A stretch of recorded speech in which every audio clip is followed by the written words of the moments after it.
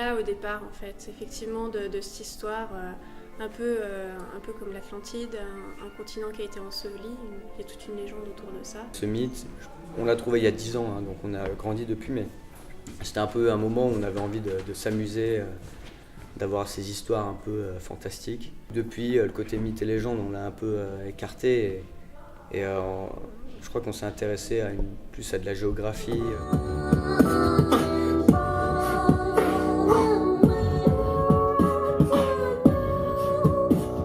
On a un copain qui s'appelle Clément Gaumont qui fait des vidéos, avec qui on a fait beaucoup de vidéos, des teasers, des clips. On fait un disque live, on se met dans une pièce, on enregistre, on se filme et après on sort dehors, on va filmer la fiction.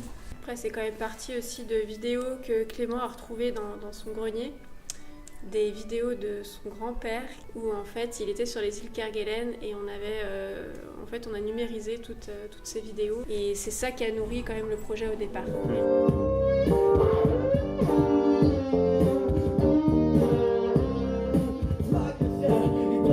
C'était un moment où voilà, on se cherchait, on essayait des formules, on avait des copains qui venaient jouer avec nous. Je sais pas, à un moment on a eu l'occasion de faire une date, il n'y avait personne pour venir nous jouer avec nous. Du coup on a joué à deux. Et du coup ça s'est bien passé, on était contents de nous, du coup on s'est dit allez, on continue à deux quand on peut.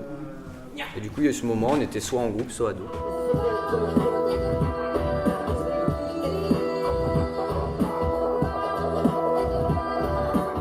Depuis qu'on est sous la forme duo, on a toujours eu cette volonté, pas vraiment d'être un peu engagé côté nature. Puis ça correspondait aussi à nos engagements un peu dans la vie. Ouais, mais je pense qu'on est un peu des hippies aussi. On est des tranquille. Écoutez, Paul Watson et Sea Shepherd, tu vois, c'est un peu c'est nature écolo, un peu hippie, mais un peu vénère, quoi.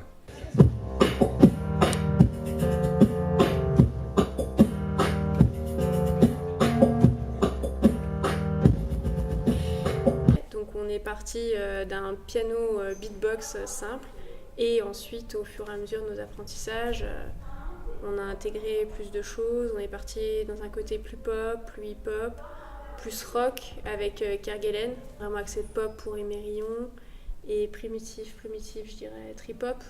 Oui, en fait on s'enferme pas trop dans un style prédéfini.